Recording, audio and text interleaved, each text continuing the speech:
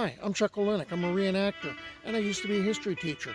So, even though I'm not in the classroom, I'm still exploring history and still talking about it. Well, one of the things that I've been doing with my channel is exploring California history, mostly 19th century stuff, and I have gotten into covering the Civil War. And the Civil War in California was really interesting to me because California was divided. You know, there were people in favor of the Confederacy, and one of those people was James Wells of Visalia. Not all of them were attempting the theft of gold to help the cause of the Confederacy with the cost of the war, like Asbury Harpending, who put together a privateer, or Rufus Henry Ingram and his partisan Rangers.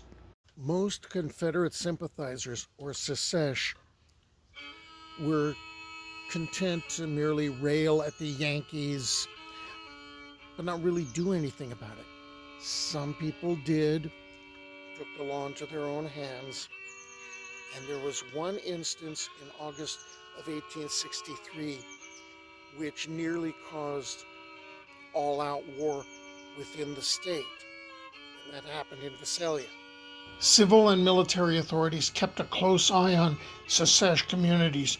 Both General Sumner and his successor, General Wright, monitored elements they deemed disloyal and did not hesitate to station California volunteers, drawn mainly from Northern California, into hot spots where pro-Southern rhetoric threatened to ignite action.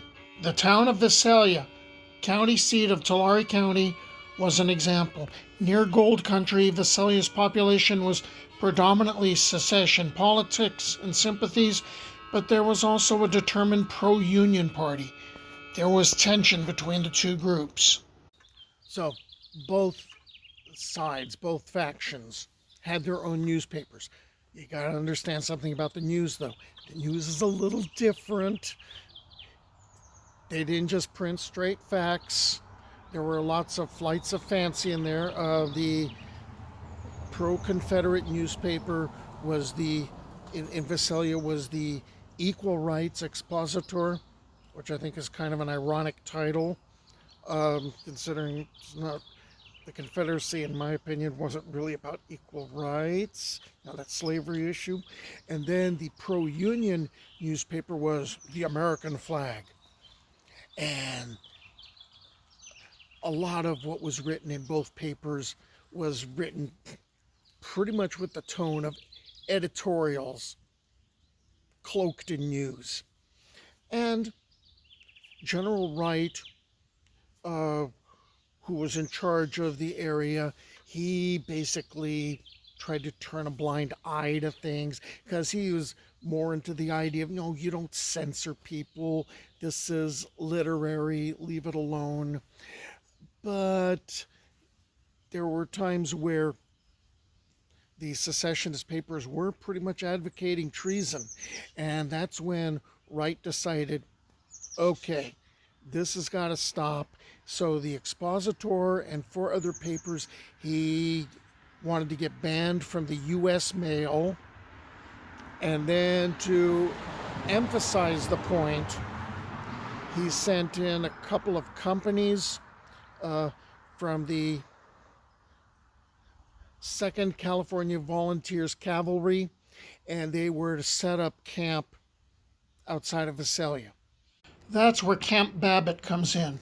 Named for the Quartermaster General of the Department of the Pacific, Colonel E.B. Babbitt, it was established in October of 1862 to keep the abundance of secessionists in line. They were also there to help keep the peace. The year after Camp Babbitt was established, troops were sent to the mining camp of Keysville in order to protect the miners. This led to the incident known as the Keysville Massacre. It wasn't always about hostility and fighting. This is a picture of the 8-piece brass band that the company had. Still, there were incidents between the volunteers and civilians. So, Visalia was a hotbed of secessionist sympathizers. And people called it the Charleston of California. Well, okay, you've got not just those people that favored states' rights and secession, and apparently bugs, but you've also got, according to like a couple of quotes, it was a gathering place for thieves and murderers and rebel scum.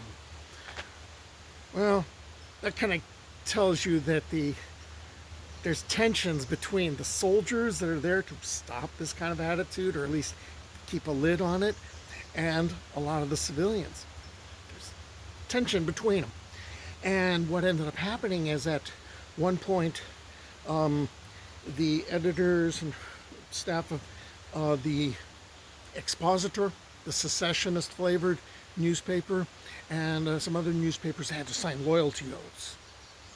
Well, they may have signed loyalty oaths, but like the editor of the Expositor immediately started referring to the soldiers as California Cossacks. And oddly enough, these California Cossacks took offense to that name, and what they did is they trashed the offices of the newspaper, of the Expositor. And so it's just going downhill. Then we're going to get to the part about James Wells. James Wells was a Visalia businessman. In December of 1860, he opened a store with David R. Douglas and Solomon Sweet and was a part of the Visalia business community. He also supported the rights of states to secede from the Union.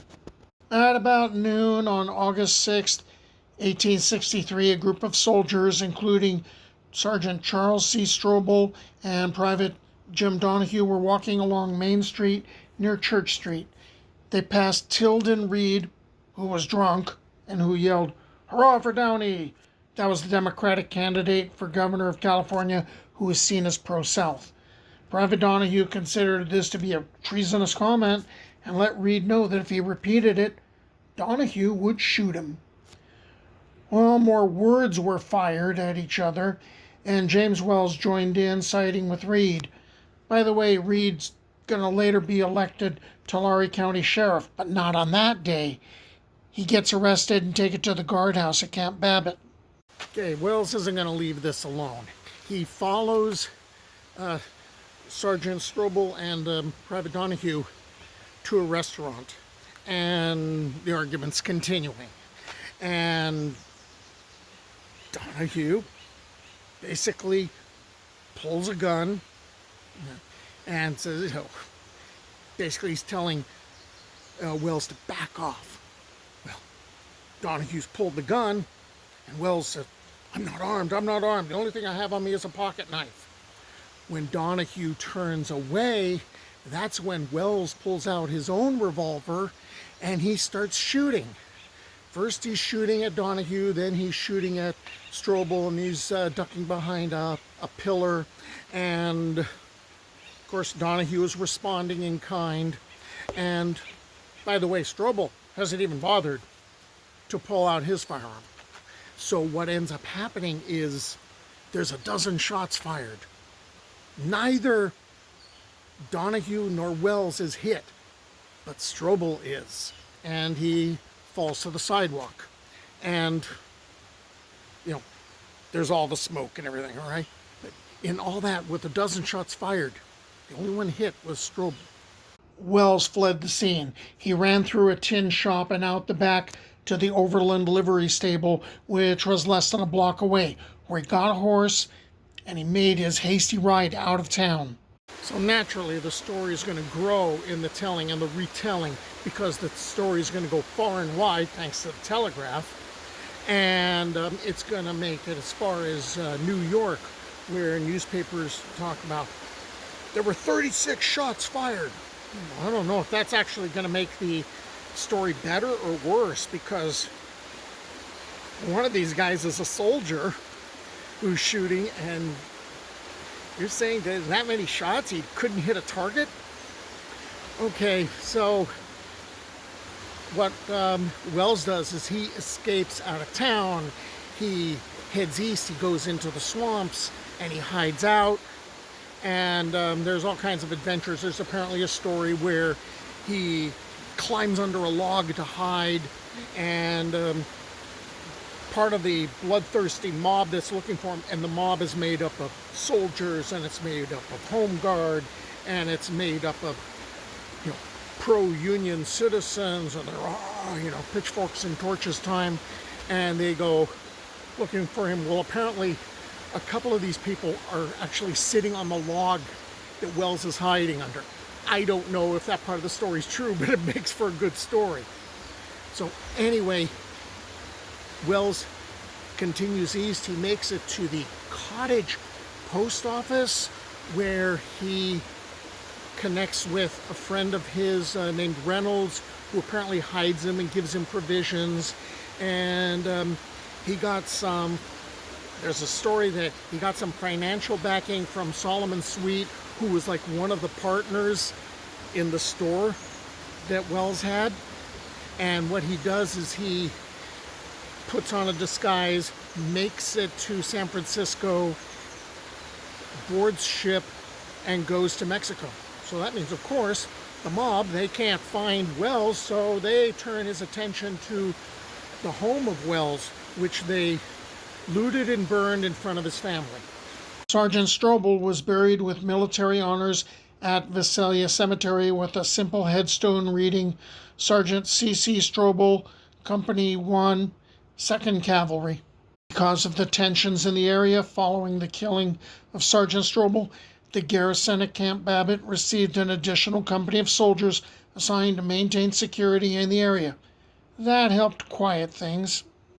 A few months later, there's a letter that shows up in Visalia that's from Wells.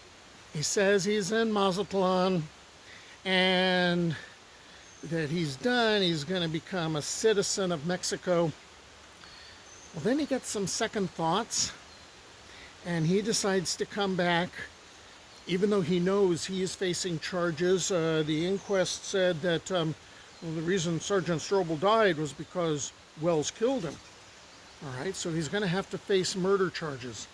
And he has friends that will end up getting enough influence that there's a change of venue. Instead of being in Tulare County, they moved the trial to Merced County. Okay, the results of the trial, Wells was acquitted. Okay, everything's cleared up. He never did return to Visalia, though. The animosities between the political factions and individual citizens of Visalia that had been so prominent during the Civil War largely disappeared with the conclusion of the conflict. The surrender of General Lee on the 9th of April, 1865, dashed any hopes of a Confederate victory or even national survival. The nation and political ideology for which the secession Visalia had been such ardent advocates just ceased to exist. The entire Union rejoiced, and even Visalia was no exception, according to the papers at the time. And when Abraham Lincoln was assassinated, nearly all of Visalia mourned the fallen president. There were mass meetings to listen to eulogies. There was a memorial funeral procession, a drafting of a resolution by the town people affirming the loyalty of the citizens of Visalia to the United States.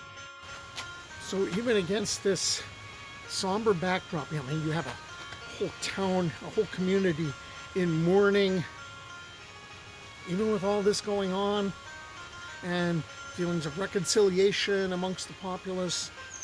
You still had, during the funeral ceremonies, some people who were not going to let it go.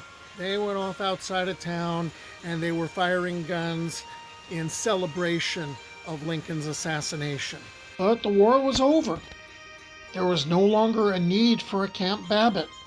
In April of 1866, the last company of troops stationed at Camp Babbitt were disbanded.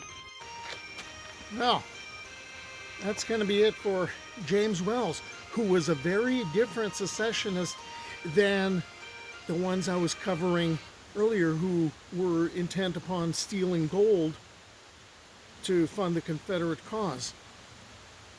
Well, I'm off to find other California adventures.